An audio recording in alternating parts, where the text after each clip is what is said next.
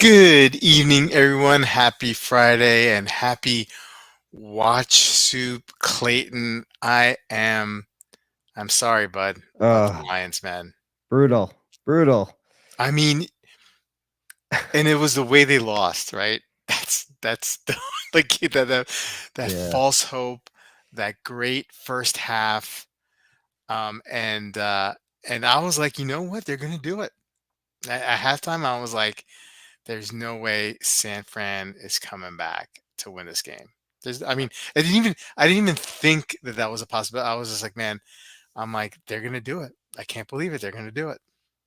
Oh, I had doubts. I'm a Lions fan after all. I but yeah, my mother-in-law was texting me like, "You should sell a watch." She literally said this, "You should sell a watch so you can go to the Super Bowl." And I was like, "Oh, Mm, it's not over yet. Trust me." And yeah, yeah, sure enough. I mean, Dan Gamble got us there with these aggressive moves, so it's, like, hard to complain when they don't work and then, like, praise him when they do work. You have to take with the good by the bad, die by the sword, live by the sword, die by the sword, but, yeah, oh, it was rough. The consolation is they're a young team. They're ahead of schedule. I did not expect them to do this well in, year 3 of this, and now all the coaches are coming back. Sorry, Ben Johnson isn't going to I the know. Commanders. He's staying in Detroit, so I think they'll be Yeah, back. I think they'll load up, improve where they need to, defensive mhm, line, cornerback. But yeah, it was heartbreaking, but, man, it exceeded all of my expectations, so I yeah, hate to say, like, I'm happy with how it ended, but I really am. Like, yeah, obviously, I'd love for them to be playing. I don't know if I can bring myself to watch the Super Bowl, but, whatever.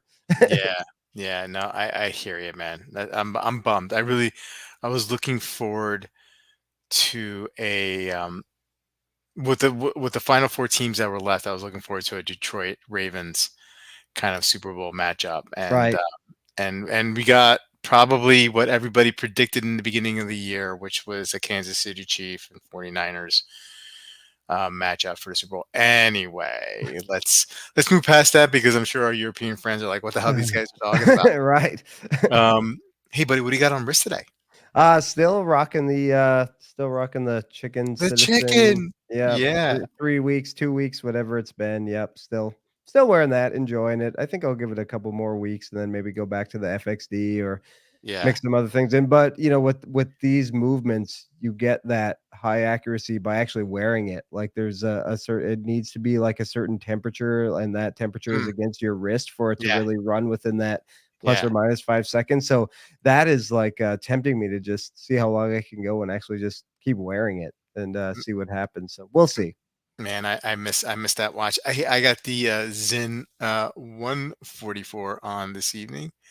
Nice. I gotta work on this lighting system. I feel like I'm a little grainy here. Anyway, hey, so Sam from the Casual Watch channel is. So Oh, we lost I don't Bobby. know. Oh, there we Yeah, go. yeah. I could. Yeah, I'm having. I guess maybe some connection issues up here in the woods. Well, I don't know if you caught what I was saying in chat. You caught what I was saying, but Sam from the Casual Watch channel is supposed to be joining us this evening. So hopefully he'll still make it in here. But let's say hello to the chat first before we jump into the soup. Hey, Rob from Mountain Center Time channel is here. How you doing? We're in a Seiko Pogue. I saw that Nice. watch in person when I met up with him over the summer in Colorado, and it's a excellent specimen that watch. Um, hey, Rick on watches. Hey, what's up, Rick? How you doing? Mr. Time Mill is here. How you doing? Hey, Bruno, good to see you, my friend. Um, Rick is wearing the Grunfeld Principia. Wow. Awesome, incredible watch, man. My soup is getting cold. Hey, James, what's going on? How you doing? Good to see you. Oh, yeah, Jared Goff. He's fine. He's Yeah, he's he's exactly fine. what they need. He had nothing to do Yeah, with that loss. He yeah. was fine. Drop passes, what else are they he's it's more than just, Mhm. he's not like we saw Brock Purdy run more than I knew he could. I knew Yeah, very little of, Brock Purdy, but yeah, Jared Goff's enough. yeah, I hope they don't I don't know. I hope they don't pay him so it takes resources away from paying other guys that they need to pay, but they'll pay him. He'll get a long-term deal there. Yeah, Yeah, yeah. I'm okay with it. Wayman's here. How you doing? Still wearing that Satori Blue, very beautiful watch. I don't know if you've got a chance to see a picture of it on the Bobby Legs Discord channel, but Yes, I did. Yes. yeah, Yep. beautiful. That Beautiful. beautiful red. Great Was that dial one of there. the Tim Masso? No, no, no, No, no, no. I almost thought it was. I knew I wasn't. I saw that Tim did N- those for the Facebook group, and I wasn't sure, but that's beautiful. Yeah, no, I think and correct me, Wayman. I think Wayman's got like the Chinese number characters on the dial for the Okay. time. Yeah, Yeah, yeah. beautiful. Um, hey, Neat Dog is here. How you doing, Neat Dog?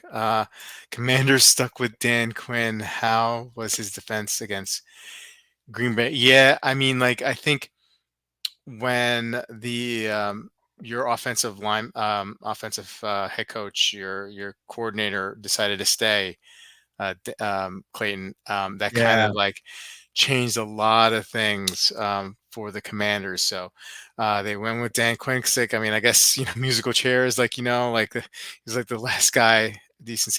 We'll he did see. bring the Falcons to a Super He Bowl, did. so He did. He did. Um, yeah. Yeah. We'll see. We'll see. I mean, for me, the defense for Washington wasn't the problem. It was the offensive line, and I'm hoping. And I know that we're doing a little more football talk, but I'm also trying to stretch out the time here. Hopefully, Sam will join us. But I uh, I think now that they couldn't get an offensive coach, I'm hoping that they don't pick a quarterback with that second pick and draft and trade down and really shore up. They got a lot of picks, and they got 5 picks out of the first 100, right? Picks, I think, or something like that. is that right? Wow. Yeah. So I'm hoping that they address the offensive line because that really was the problem. The quarterback Hal was not the problem. I don't think they should draft. I think I like Hal. Give him another chance. Give him an offensive line to work with him, and I think he can succeed. But we do need an offensive coordinator. So I can't believe the Lions are a kind of a blueprint how to build a team, but they went from 3-13-1 to NFC Championship in the span of 2 mhm, years ago. They had 3 wins. amazing. They did it through building they built the offensive line, Mhm, defensive line. They tried to build. It's not the best, but mhm, they stuck with Jared Goff and then they build around him. And so I think like Jared Goff, he's not like a dynamic game changing quarterback, but like if he gets injured and you insert another quarterback, like they're okay. Like yeah, Patrick Mahomes gets injured and the Chiefs yeah, are yeah, what, a yeah, 5-win team. So I yeah, think I think that's part of it too. Now, just how much do you pay Jared Goff? Like if he's one of the highest paid quarterbacks in the league, I don't yeah, like that. But yeah. if he takes like a little hometown discount, if he likes being in Detroit, they kind of helped him resurrect his career a little bit. Maybe he gives him a little discount for that. Then I'm okay with it. Yeah, I mean, I gotta. And one last thing about your offensive coordinator. Kind of surprised that he made a decision. The Skins. I mean, the Skins. The Commanders having the picks that they have, and they are $70 million under the cap. That's a whole lot of money to play with, right? And then you got Yep. the picks, so really could build a team. I mean, new ownership. It's not Dan Snyder anymore. Do you know what I mean? So it's interesting. It's interesting There's that he rumors really. out there that he wasn't a strong consideration even, That's and interesting. like Okay. like some of the, you hear a bunch of different things, like his asking price was a little too high. It scared, Maybe that's what it was for the first time. I listen to a lot of like Detroit podcasts and stuff, and he's just happy in Detroit. His family likes it there, his kids like it there, his wife likes it there. He feels like they can really do something. So that family and all that goes into consideration. So his Mhm. family's really happy there, and he Yeah. didn't feel like it was the right time to leave. So Yeah. there's a Um, human element that we often overlook. you're absolutely right. Simply for the bezel, I'm on a Gino kick, and I blame Bobby Legs. Yes, great, great brand. Brock Purdy is my $1 million a year. Is $1 million a year. Jared Goff is 30. Um, Well, if you can stumble into the last pick of I mean, that's luck. that's total. They're gonna pay him eventually, Yeah, and is he worth it? yeah. Hey, yep, Chinese numbers, and my surname's at 12 o'clock. Oh, cool. Wolfie, downside of watching live, can't skip it. He really loves this part. I could just totally tell. You're gonna miss this live, Wolfie, when you go back home. Anyway, hey, let's get started with the soup here. Sure. Um, I'm gonna start with the video that I picked this week, and that All is right. watch. I feel like I've been doing a lot of watch find. I think they've been just really doing a lot of good topic, thought provoking content. I feel like in the last couple months, and anyway, um, Andrew does a video here on the coolest watch if you're sick of the mainstream. And man, did he pick a really cool watch. I'm personally a big fan of Gerard Perregaux, and he picked the Gerard Perregaux, the Three Bridges Neo Tourbillon watch. Um, Three Bridges, a concept or design that Gerard Perregaux has been using since 1861, I imagine, with pocket watches back then. But I didn't realize like how long conceptually this design was in some form in their catalog, right? And each bridge of this watch has a role, right? So the top bridge is for the power. So you have the watch's mainspring there, and the center supports the center wheel, with the hour hand and the minute hand and whatnot. And there's more to it, right? I'm just doing kind of like a paraphrasing each bridge here. And the last bridge is the escapement, which in this case is the tourbillon, and it's in a cage, right? And it uses gravity on all sides, right, to affect it, right, from all angles. So very, very interesting. Um, the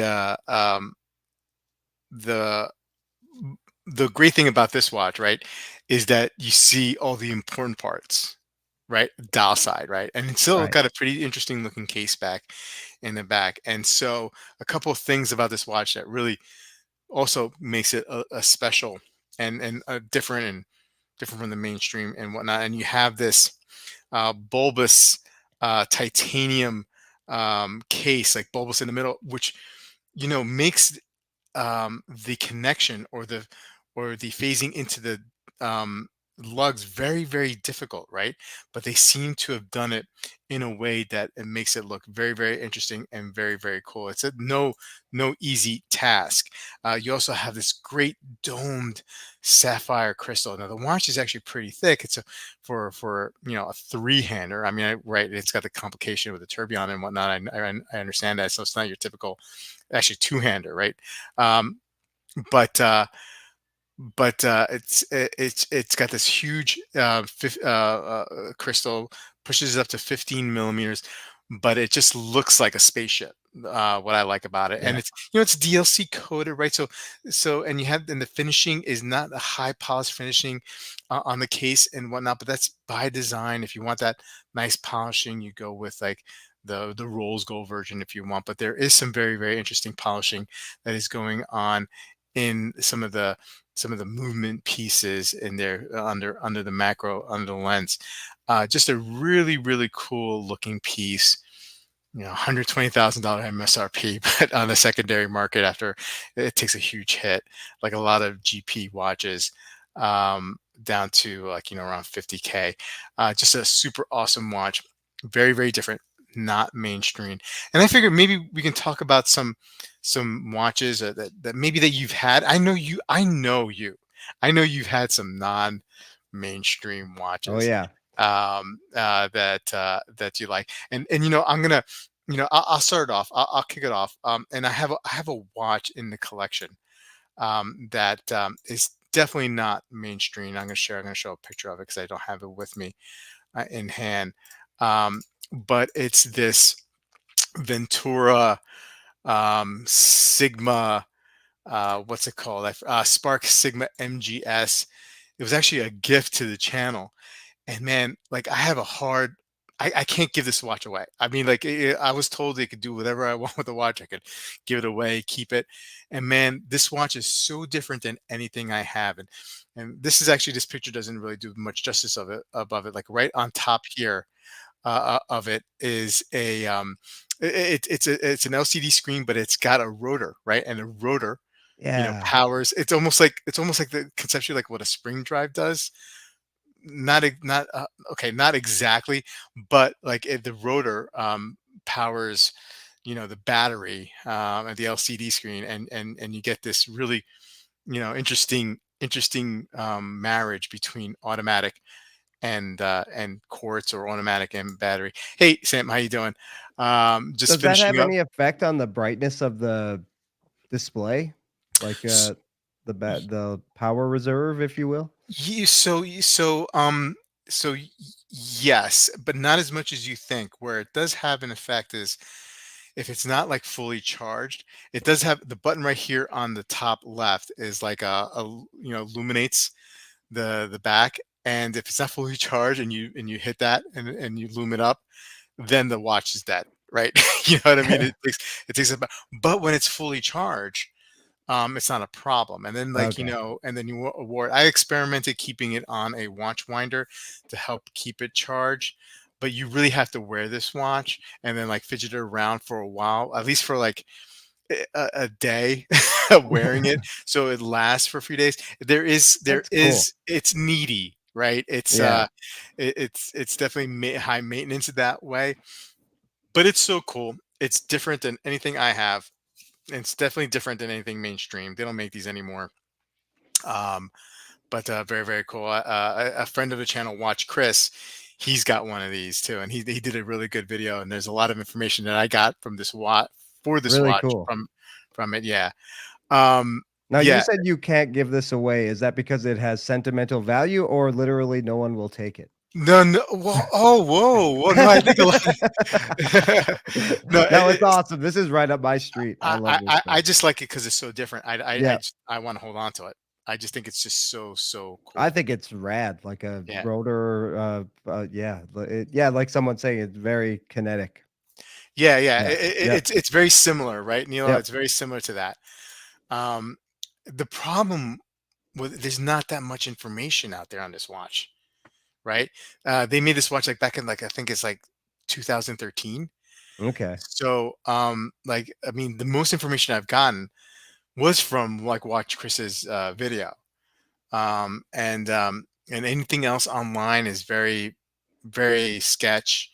Not in a bad way. It's just like it's not enough information. Even on their site, it's just not enough Do they information. exist anymore? Like, if you need to get this serviced, can you send it I back to them no to no I'm not 100% sure, but I think I'm SOL. I'm SOL when it comes to this. Um, and I'd have to bring to somebody who knows what they're doing. I right. don't think you could send it back. Um, I'll give Sam some time to adjust. So, what about you, Clayton? Do you have a watch that you think is just totally not mainstream that you think is so cool, or you owned, or Well, you? I've owned a bunch. Gerard Perigo I owned was the Casquette. That's I right. Yeah. know, Dave, who goes on Sam's, streams, from Scotch Watches, has one. Yeah, I loved it. Driver's watch that you have to take your hand off the wheel to press the button because the display doesn't stay there. It only lasts like a couple seconds, when you press the button to know the time. So it's really not like the best driver's watch, but so cool. I like that it makes people mad. It's so Yeah. expensive. Yeah. It actually did not keep very good time. They make an in-house quartz movement specifically for that watch. But it offers a ceramic. It's just 70s cool. I had so many people when I owned that watch, like, what is that? And a lot of times they just think it's a type of smart watch, or it's like ultimate stealth wealth watch. It looks like a toy, but it's not priced like a toy at all. Um, the one I have that I love right now is the Vogard Time Zoner. They're an independent brand. It's that proprietary mechanism where you move the world time bezel and the hour hand moves with it. So if you're Oh, on New York and you're traveling to Los Angeles, you just move it to Los Angeles and the hour hand will move with it. Kind of like a jumping hour hand, except it yeah. does it with the bezel. IWC, they sold that mechanism to IWC, that intellectual property, and that became the IWC time zoner. So Mm, mm. really cool, horologically interesting, very cool watches. They haven't made those in a long time. Kind of a forgotten independent brand. The good thing is he's still around, and if you did need to send it back, you can still send them back, even though when did they I'm trying to remember when they sold that, into like 2016, so Hmm. going on 10 years that after he sold it, he made I think he made out pretty well selling that to IWC, but they were no longer, able to produce those watches, but yes, he still services them, you have to send it Yeah, back to Switzerland. I've had some issues with it, it's finicky, but, very cool watch that no one really knows. My friend saw it and he's like, "Wow, this is really nice." I think they were originally like I don't know, I think they were priced like 7,500, $8,000, yeah, like, they were not cheap watches, and, yeah, I got it for, a margin very, discounted margin from that, yeah. so, yeah, Nice. very cool watches. I've owned a bunch of them, even Yeah, like a Quartz Citizen like I have that's, you know, up there in price. Most people would think that's crazy. You yeah. guys refer to it as toxic. Citizens are not toxic. Not to me. Uh, if I Yeah, sold this, I don't know how it would do, probably not well. yeah. Sam, how about you? How about you, Sam? Yeah, sorry for being late. I got No worries. caught up on a work call. Um, I crazy watches that I've owned or watches that I thought was cool and I don't think anybody else does. I go back to when I was a kid and I liked a lot of the digital watches that Yeah, had crazy complications, and I always thought the cool ones were the pager watches. Like I had the Seiko pager watch. It didn't work by the time that I got it, yeah, but I did have a Swatch watch called a Swatch Beep that I owned when pages did exist, and I did yeah, receive two pages on it. It had its own phone number and stuff. I just remember thinking that that was at the time was the future of. yeah, Could a watch get any better than having a pager on it? Little yeah, did we know the yeah. smartwatch would come along, but Nice, nice. That's awesome. Another watch I got that I had that I think is definitely not mainstream was that Romain Jerome spacecraft. Yeah, totally. That was such an interesting watch. Again, a brand that's done. I mean, they don't even exist anymore, or they don't make that watch anymore. I think you'll see a lot of new old stock watches. I mean, I'm pretty sure they don't exist anymore. But it had that jumping hour complication. It was an ETA base, but then they had that jump hour module from Jean-Marc Viderek, I think he said. Anyway, I think he owns Agenor or those Agenor movements. And the cool thing is like Amin also have, and so did Watch Chris, but our good friend Dan reached out to Agenor. I'm pretty sure he owns Agenor, and they even though the watch was no longer in production, they would still service the movement, That's cool. which was really really cool. Can't say for sure about Ventura, right? But for sure that watch, Remains from Rome, they would service that watch. But very very cool watches that are not your typical mainstream. Um, hey, let's move this along. Let's go, Clayton. Let's hit up your video here. John P. watches 5 times it's okay to pay retail on watches. John P. making uh, into the episode. Has it's been a while, right? It's been a while since we had a John P. Yeah, I struggled this week. I picked another video and then this one was released and I was like, let's do this. I was actually chatting with some people in a Discord about brands that discount and some that don't and whether you're okay buying it just Hmm. yesterday. So I thought this was sort of apropos to that anyway. So yeah, John P, Federico's partner slash sidekick over at Del Rey Watch. Yeah, so he says he starts, we all like a deal, right? But he's going to present 5 scenarios where it's difficult and even difficult to get one and even okay to pay retail. Gasp. Yeah, retail. The first one is buying boutique only watches, right? Boutiques don't generally discount. I've bought Grand Seiko at the Grand Seiko boutique. I asked, he laughed. You just generally, that's my only boutique experience. And yeah, they'll in lieu of discount, they'll give swag usually, right? And he did give me some nice Grand Seiko swag, but and a lot of times they aren't desperate to get rid of inventory. Mhm. They'll just send it back to the brand instead of sending it to Joma Shop or other gray market dealers, right? So they're really they have no incentive to give you a discount because there's no rush to get rid of that inventory if they can't. He talked about the Vacheron 56 blue dial, that's boutique only, and also aftermarket is so close to retail anyway on some of these that you're better off just paying retail instead of trying to find a good deal because it's going to be negligible. Um, He's also working with the assumption when he makes this list that everybody's buying these watches to wear. Like if you're buying them for investment, maybe try to find the best price. But if you're buying them just to wear them and enjoy them, like most of us do, then these are okay to buy at retail. The second was limited edition or numbered watches. Often to be in good standing with an authorized dealer helps a lot to get these. They catch on real quick to flippers and scalpers and scammers Mhm. who are just looking to get it and put it online to sell like within the next 15 minutes of when they buy it. So, yeah, a lot of times if an AD trusts you, they'll give you the inside tip, like, hey, getting one of these really hard, like the SJE 093 not that that's an impossible watch to get, but my AD called me and he gave me a discount on it because I've bought a lot of watches from him and I'm in good standing with him. And yeah, so a lot of times some of these super rare watches will these ADs will hook you up and just even hooking you up to get it is enough. Sometimes you can be happy that they chose you. I know it sounds silly.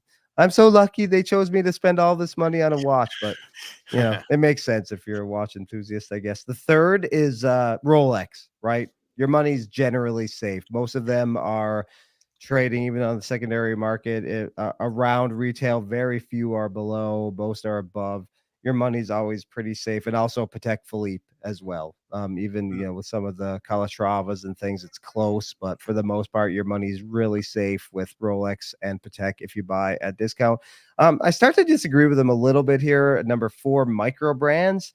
Um, he said generally there's not as much markup as the bigger brands, so he's okay paying retail for a lot of like micro brands will give you like an introductory pre-order price, and then they'll say like after 4 weeks. I think Mad Watt, what's his name, Russell, Mad Mhm. Watch Collector, just came out with his like kind of latest Yeah. YouTube collaboration watch. And I think he said, well, his is like the first 4 weeks and then it's done after that. But I think maybe Jody from Just One More Watch, his was like 4 weeks at a certain price. And then after that, it goes up.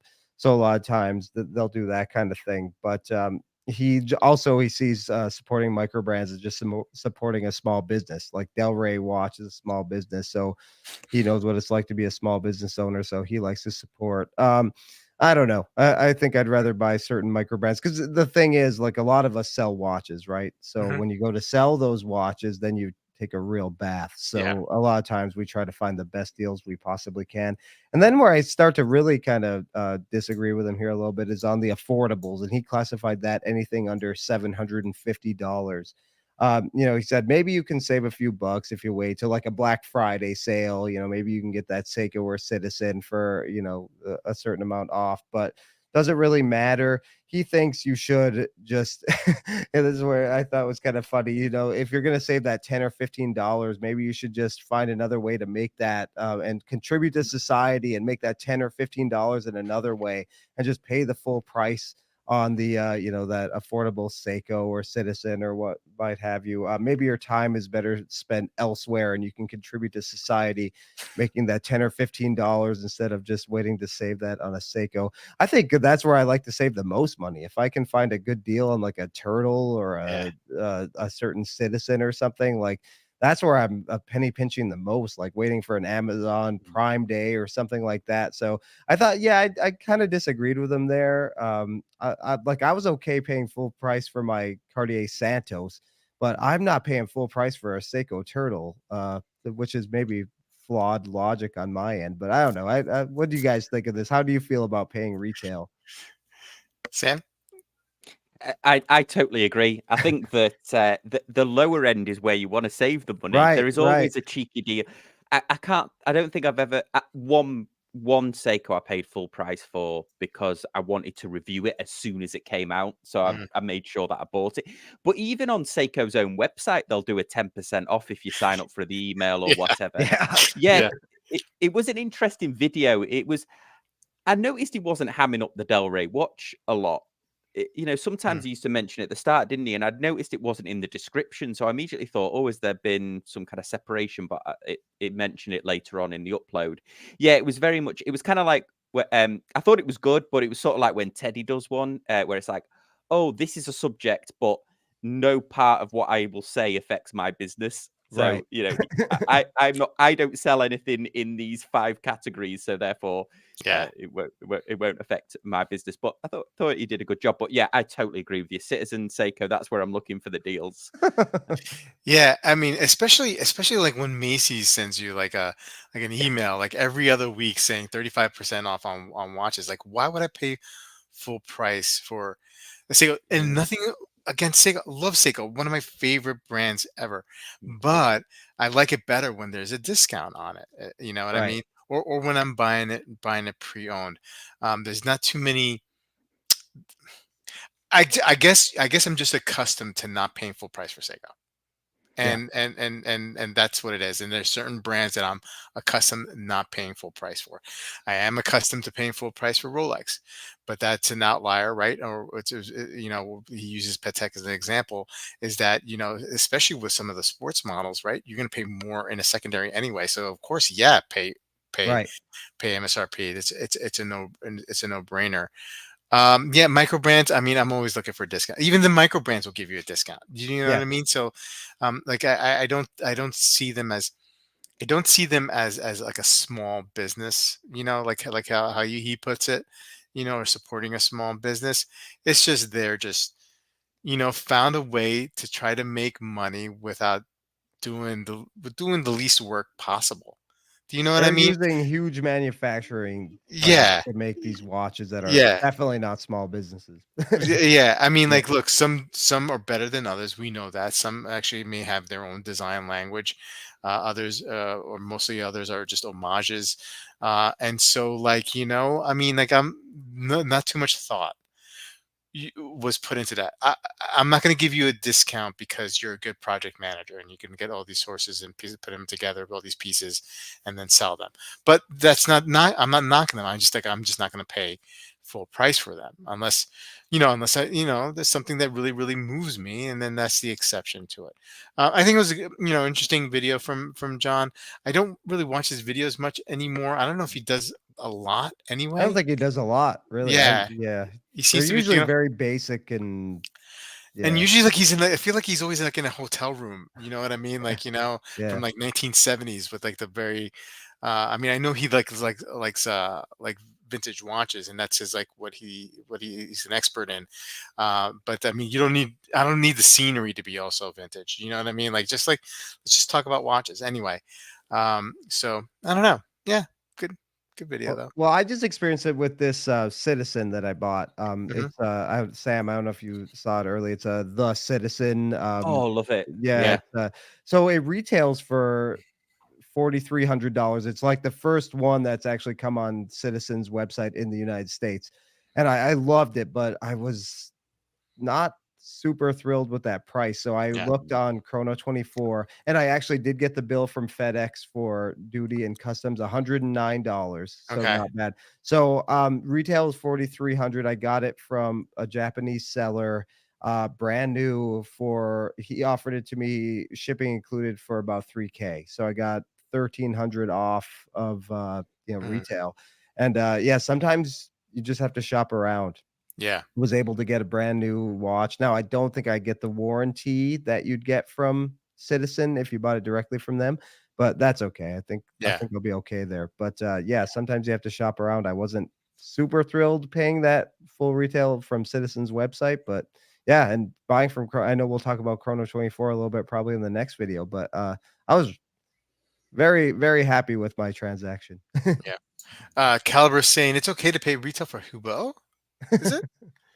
Wolfie seems to think so. Yes. Wolfie's crushing on Hublot though. Um, whoa, Bobby saying paying retail for Hublot is like paying retail for a mare.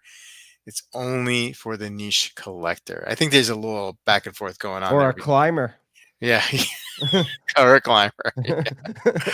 Okay, okay. So, hey, let's move on to your video, Sam. You Yeah. picked the time teller, getting screwed on eBay and Chrono 24, vintage watch buying guy. Go ahead, Sam. Yeah, so I picked this one. For some reason, the time teller started coming back up in my feed. Me too. Sometimes you get Yeah. Me too. YouTubers in and out. Because I stopped watching him after the controversy about the Chapard Alpine Eagle. Uh, He kind of went off on a limb, and I do feel like Nico maybe stole his shtick a little bit, because there was a time when he went through this sort of ranty responses, didn't he? And Nico's kind of taken that and gone to a next level with it. So there's like no original ideas. But I remember the time teller was the first mainstream. I mean, I know Archie was a bit of a rant. Well, on the other extreme of that, but yeah, this is a very unassuming video. You think, great, I'm really gonna watch this to understand how I buy vintage watches on eBay and Chrono 24. So that's what I kind of went into it. The whole thing is a stealth advert for his online store. mhm. Uh, no shade, no shade on that. That's good, but I think he perhaps could have been a little bit clearer. He started off the video saying that the time teller store is one of the top stores for buying vintage watches online. And I thought that was quite a bold statement to make, because it's one Right. of those statements that you could never prove. Like, who Yeah, could prove that? right. That he is one of the top stores for buying vintage watches. And when you go on there, he does have a handful of vintage watches. I remember originally when he started the store off, he had this $1,000 shtick, didn't he? Like, all the vintage watches. He started off, all the watches are less than $1,000, and I think obviously he's had to do that. But he goes into basically talking about eBay and Chrono 24, but in a sort of a very leaning more towards the negative, I would say, than the positives about it. But he does make some good points, but I think he goes over the top in certain areas. He talks about, you should email the seller and start asking them lots of stuff about the watch. And I mean, that's all well and good, I think, if you're playing several thousand. But as somebody who sells on eBay, as long as the listing has got everything out there, I don't think you need to worry. Maybe a little bit fear mongering around there, but yeah, I picked it because I normally like his content, but I thought it was a little bit of a bait and switch. The title, to be honest, it was a bit of a stealth advert for his store. He was kind of talking Well, down the others to promote his. Well, he Maybe, started his video, right, with like an advertisement of his store, yeah. practically, right, showing a watch that he's selling on his store. Yeah. Yeah, and then he's like, "Oh, call us about vintage watches, even if you're not buying from us." And I'm like, he doesn't mean that. He Yeah. doesn't want. He's not. He doesn't want just random. Oh, I saw this watch on eBay. What do you think? I think it's very much more towards Maybe I'm his. off, but I can't imagine him being like a friendly customer service person if you call. He's all about the bottom line, so I can't imagine like, I had a question about a vintage watch I was going to buy from someone else. Do you think you could answer it? And I don't think that would go over well, but maybe it'd Yeah, surprise you. There's always going to be some risk involved when you're buying off eBay and Chrono 24, and you're buying off any other site, right? Um, and with eBay, at least, like I've sold and bought on eBay. When I sell on eBay, I try to put as much detail as I can on a description, right? Because I don't want anybody messaging me for questions. I yeah, really, really don't. Not that I wouldn't answer any question, and I've gotten questions before, and I've answered them. Most of the time, I get a message is like, "Would you take, blah blah blah X, right? Even though it's, not the amount that I put in, or even if I have it to buy it for as make an offer, trying to negotiate through message as opposed to, the normal ways avenues of eBay, right? And so I'm going to put as many pictures as I can, because I try to put myself in a position as as the buyer, and I want to read as much information. I want to read about the description. That's why I like some of these Japanese retailers on eBay, because they do the grading system, right? And sometimes, like, their explanations are, I think they over explain, and they probably go into too much detail and kind of scare me off from buying, and maybe that's all well and good. Maybe I should be scared off from buying, but I like that the fact that they go into such detail, right? And I think he mentioned something about like Indian and Japanese sellers on there, which I thought was kind of like interesting the way he was putting it, right? Yeah. Um, yeah, go ahead, Sam. I don't. No, so I was going to say, I was just going to agree with you about the Japanese sellers on eBay, because they're both the worst and best watch photographers. Because when they Yeah, photograph a watch, it's like an autopsy, isn't it? You yeah, can see every Right. yeah, every crime that has been committed on that watch, every scratch and everything, and every time when you receive it, you're like, oh, well, that was nowhere near as gruesome as it looks in the photos. right, exactly. But I mean, but kudos to them, right? You know what I mean? Yes. Because they seem to operate at a different level than I feel like than most sellers, individual sellers. I mean, there's some like stores that sell on eBay, as we know, like like a watch box and whatnot, and I think they do a pretty good job. But there's a lot of individuals who are out there who the pictures are blurry. You know what I mean? They conveniently leave out certain angles of a watch. That always make you think, maybe they're trying to Right. hide something, right? And so yeah, and also with eBay, on top of that, another layer of comfort is their authentication program. Now, look, they don't open up the case. We know that. They don't look at the movement. We know that, right?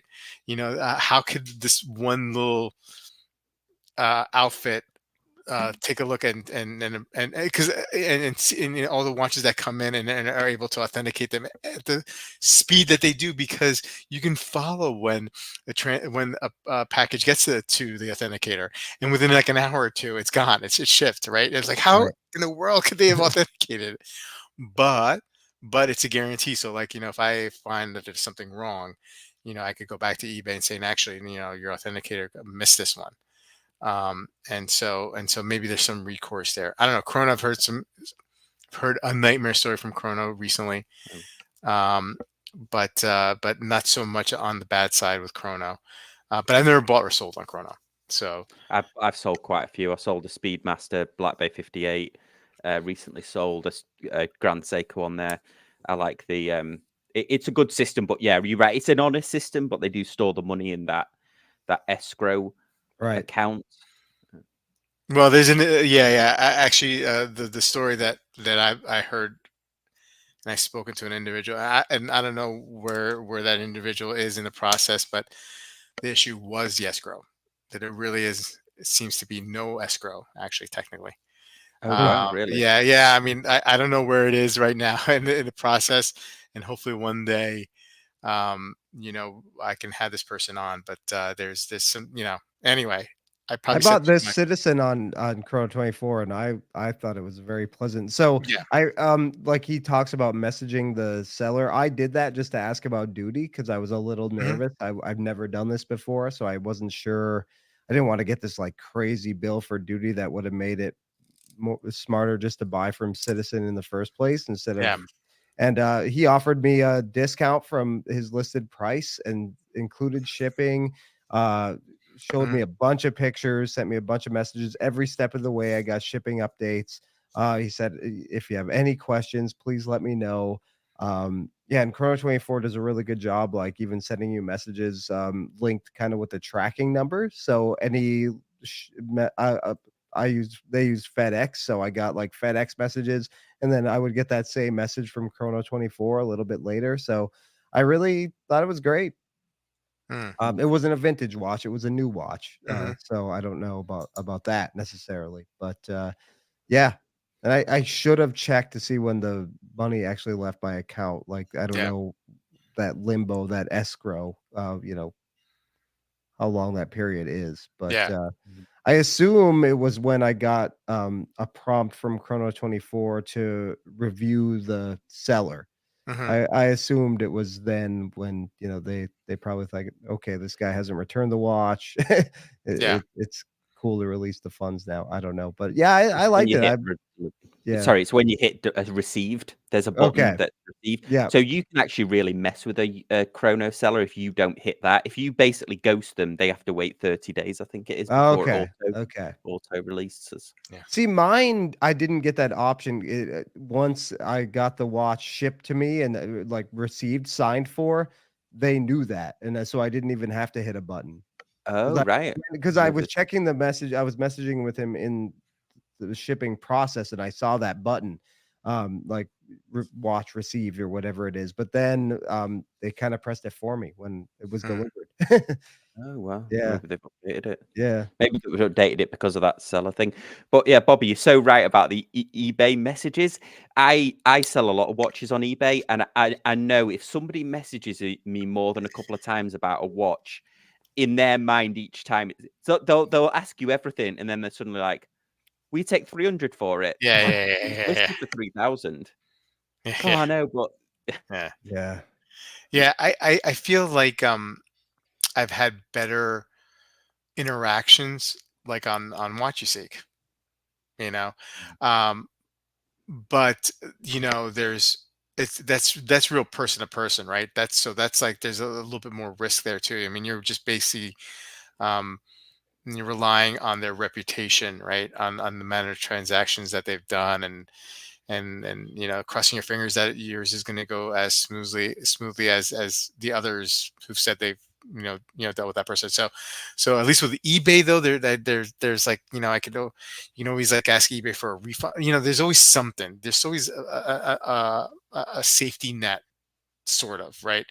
But with Watch You Seek, I mean, unless you're doing PayPal goods and services or some other way, it's really a little bit riskier. But I've had better interactions there. Like, I just feel like I dealt with more um, savvy people on Watch You Seek, right? Hmm. As opposed to on eBay, where I've dealt with savvy people, and anybody who doesn't contact me and just buys the watch and pays me, I consider savvy, right? But on eBay, but I've dealt with a lot of people who are just trying to like kind of find a way to get over on you, you know. But I I hate mean, when they commit to buying and then they never pay you. Like, yeah, that that happened to me stinks too. once. That Yeah. happened to me once, Yeah. and then like I like the person was cursing me. Like, the person um, agreed to buy the watch, didn't pay within like the 24 hours that they have, or 48 hours that they had to pay. Messaged me begging me not, to just keep the deal going. They had to sell another watch, which wasn't my problem. Right. Wasn't my problem, right? They had to sell a Datejust, which I knew they didn't have a issue selling. But anyway, and then like like every time, like I ask, and I'm like, this is not my problem, you should just, you have a credit card, just use, like, I would get berated, and then I just eventually canceled the deal and blocked them, you know um Doesn't that ding your rate? Because I was afraid of that because I'd never really sold too much on eBay, but the few times I did, I think that happened on every watch I sold, and I heard it can ding your rating or whatever if you actually cancel a transaction, even if it's their fault if they don't pay you. well, um it didn't ding my rating. I think, how did I get a they just didn't pay. I think because they didn't pay in the 48 hours, Okay, that I was able to cancel and not have it affect my rating. um I gotcha. I forget, but it didn't affect my rating at all. So there was some, not loophole, but there's some reasoning behind it, why it wasn't like, okay, right. I remember that. Okay, so they had the 48 hours. I was already, my BS radar went off after like 12 or 24, and I wanted to cancel the deal. And then there was a pop-up. It was like, if you cancel before the time, it could affect your. I think I remember the way it Okay, is. If you cancel before the 48 hours, it could affect your rating. Anytime gotcha. after that is different. I'm pretty sure that's what happened. This was like a while ago, so it's like I'm a little hazy. All I know is my rating's my rating right now. It's still fine, you know. So anyway, so James is saying that making a bunch of absolute statements and pretending opinions are truth is completely on brand with the time teller. Michael B. saying, I guess a good part about buying from a YouTuber, it's is easy to call them out and make it public to affect their livelihood, or versus just a username on Chrono24. And good point, Michael. I've actually, when I've sold on Watch You Seek, and I may even said this message, when somebody's messaging me on eBay, when they like they want like references or something like that. I'm like, my references are my references, but here's my channel. Mm, And you can, so that I'm a legit person, Yeah. and here's the watch. And that's always been okay. Then no other issue after that. Yep. So yes, eBayers asking questions doesn't mean they'll be the buyer in the end. I used to drop everything to answer their questions. No more. Yeah. great No, point. no, Right. no tire kickers. Yeah, lots of tire kickers for sure. I think Federico has even complained about that. Like email me a bunch of questions, or I'll give you a discount. And you ask for a discount and I give it to you. And then you say, well, I have to think about it. Well, then you know Mhm. what? The discount doesn't stand anymore. That's a buy it now Mhm. offer. If you Mhm. need 24 hours to think about it, then the deal's off. Yeah. Yeah. Yeah. Uh, Rob Mountain Standard Time saying, no, it doesn't hurt to cancel the order. In fact, eBay recommends the seller do that if the buyer wants to Ah, cancel the sale for I some think that's a new thing, I think that's a okay. newer thing. I think you're right that it used to ding you back in the you have to give them sometimes I think one time you had to give them 7 days or something, but Hmm. Yeah. Hmm. I haven't I think sold they've on got a eBay lot in a better while. with it with recently because I've cancelled one recently as well. Yeah. Yeah. So, I mean, do you still continue? I mean, like, I guess there's no other options for us. I mean, like, if you still continue to sell and buy on eBay and Chrono 24, and, I still look at eBay. I still look at Chrono 24. I still look Mm, at my Watch Recon app or Watch Patrol app, to buy things. I think it's just like, it's part of the territory, right? If you're gonna buy and sell as much as we do, there's always gonna be you're gonna one of these days something's gonna not go your way, right? And I think it's just, hopefully that time is just not like catastrophic, and lose thousands of dollars. Right. um Yeah. On eBay, you have 3 days to pay for auctions. Yeah, that's why I think I just do buy it now, right? I think from now on, that's what I've been doing, because with yeah. buying on, there's a feature where they had to put their credit card, and if and or is it make an offer? Because I just did this recently with something that wasn't watch related, that I gave you the okay to charge the credit card, when and if the seller accepted that offer. Yeah, it's So immediate payment. It's an immediate payment, option yeah, yeah, called yeah, Mm. accept yeah, yeah, immediate payment. Is it request that the buyer pays immediately or yeah. something? Yeah. Which is kind of tricky, because like you have to go into the on eBay, on your page, on the back end, on your sales. There's like an option. Amin showed me. It's like advanced settings or something like that. And in those settings, you can click that option that you're just talking about, that they have to sell, that they pay immediately. It's Huh. not on your regular Mm, for mhm. sale screen, that where you put up all the information on your listing. So yeah, there you go. The fees just kill me with eBay. It's like Yeah, yeah. it's so depressing. Yeah, Yeah, it's a lot. I think but it's very similar to Chrono. I mean, well, Chrono might be a little bit better, but it's not that much better, I've is never it? sold on there. Yeah, I think Chrono I think Chrono is better, but I think you're talking 13% versus, but eBay's like 15, but then they add a little bit on for the transaction, don't they? Ye- It's like a cascading fee, but It's like 15% up to the first 1,000, and then after that, it's like 7% or something like that. I think it is, which is it's tiered like that. I don't know if that's the exact numbers, which is a lot, especially when you're selling like a $900 watch, and then you get dinged for 15% right off the bat. Right. yeah. That's why I usually just like, yeah, fees went up to on watches 15% up to the first K, and 1K to 7,500, and 1K to 7,500 is 6.5%. So yeah, I mean, like, I guess like when it's a higher amount, like if it's a $10,000 watch, it's okay compared to like if it's just like a $950 watch. Mm. So you You want to know? sell your more expensive watches on there, not your affordables. Yeah, yeah. I would just. I mean, like I know Watch You Seek, you have to do a little work, right? You have to have 100 posts before you can put up a sale. But that's really seriously like that's like my preferred. Even I'm Reddit. not I on mean, there. I'm not on there. No, That's I'm prob not. No. yeah, not a on Watch You Seek, yeah, yeah. yeah. No, I find it. I usually do. I usually sell. I'm more successful there Hmm. than I am in other places for sure. But I mean, you're gonna have people come and negotiate and lowball you. I mean, there is a lot of that. But I mean, usually, like I said, I feel like I find more savvy buyers and sellers there. Um, so yeah, Like I know. Sam was saying, I've gotten some laughable lowball offers on eBay. It's like, come on, man. Yeah, yeah, yeah, yeah, yeah. Pretty nuts. Well, hey Sam, what do you got going on with your channel? Anything Uh, coming up? yeah, I've got I've reviewed one of those Atawak watches again, the one with the ones that look like Oh they yeah, actually yeah. work. I like those, man. I like those. Yeah. Well, maybe I'll put it on Watch You Seek. Yeah, yeah, yeah. No, so that I also just impromptu.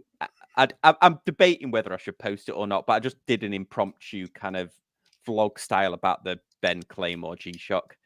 I had to, so because I did one on the Ed Sheeran one, so I might post it. I'll try and edit it tonight, and then I've got an interview coming up with Jack Mason. They're releasing a new Oh, watch, nice. so Peter Cool. joined me, and then the live stream on Sunday as well coming up. I've got quite a few watches that need to be reviewed. I got a Range Man, the new Range Man that Casio sent me. So Oh, nice, nice, Very very cool. nice. Clayton, well, how about you, man? I think I'm Anything? gonna do a podcast this weekend. All right. Yeah, I think. No promises, but I think so. It's been a while. I was inspired by our mutual friend Pete, not so obvious watches, Pete Mm, McConville. He came back after a long spell, and I messaged him. I was like, you've inspired me to record a podcast after like a 3-4 month break. So, but I still haven't done it. But yeah, good to see him back anyway. yeah, yeah. yeah, he's in our WhatsApp group, Yes, and we were busting his chops to try and get him back on. Awesome, awesome. Hey, well, chat, thank you so much for jumping in and contributing like as you always do. Sam, really appreciate you stepping in, coming in, substituting in yes, for thank you. Sanjay this week. It was really a huge help. Clayton, as always, great co-host. And everyone, have a great weekend. We'll be back next Friday. It'll be our last Friday before we go back into our Sunday regular scheduled programming. And look forward to doing another live on Tuesday on the Bobby Legs Those Watches stream. So, guys, have a great weekend and see you then. Take care. Awesome. Have a good week.